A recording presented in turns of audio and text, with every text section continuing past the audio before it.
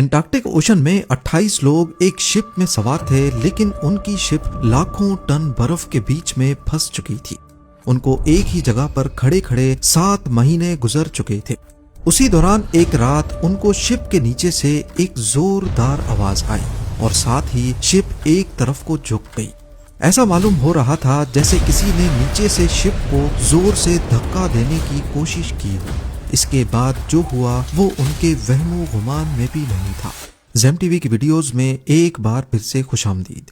नाज़रीन, Antarctic ocean जहां लहरें बिल्डिंग्स जितनी ऊंची, हवाएं 100 किलोमीटर पर आवर और पानी का टेम्परेचर इतना कम कि इंसानी जिस्म का खून जमने लगता है। इस ओशन में सफर करना मौत को गले लगाने जैसा ही है। ठंड और लहरों की वजह से बच भी गए तो पहाड़ों जितने बड़े बर्फ के तोदे आसानी से शिप को कुचलने की सलाहियत रखते हैं। मगर आज से 111 साल पहले, जब ना टेक्नोलॉजी इतनी एडवांस थी और ना ही शिप्स, इसी खौफनाक समंदर में 28 लोगों के एक ग्रुप की शिप फंस गई थी।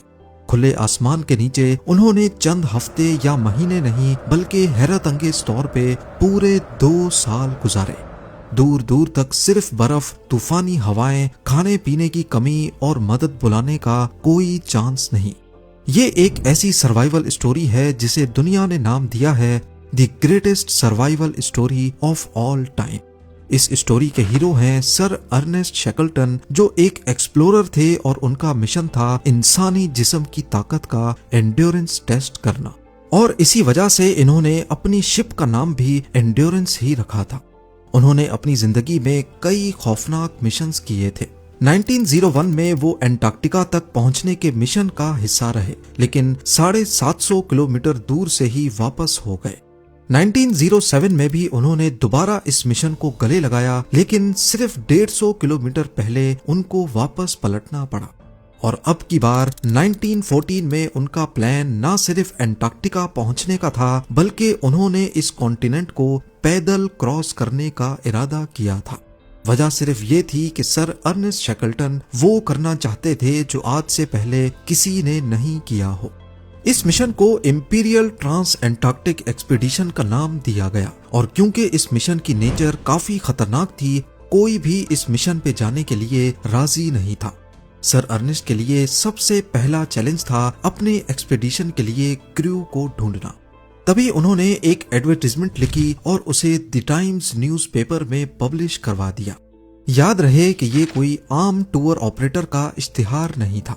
इसके शुरुआती अल्फाज थे, man wanted for hazardous journey.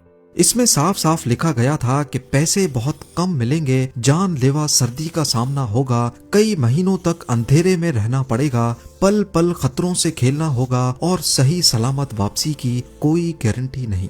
Sir Ernest उन लोगों को अट्रैक्ट करना चाहते थे जो खतरों के सामने डरते नहीं हो। जल्द ही उन्होंने 27 लोगों के क्रू को हायर कर लिया।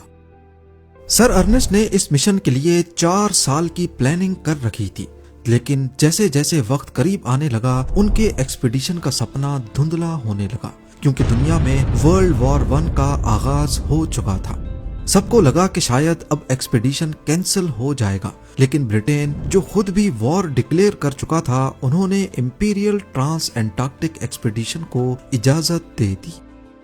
इस मिशन के लिए एक इंतहाई मजबूत शिप की जरूरत थी, जो बर्फ से ढके एंटार्क्टिक ओशन को चीरती हुई आगे बढ़ सके। पर यह कोई आम जहाज नहीं था जो आसानी से बनाया जा सके।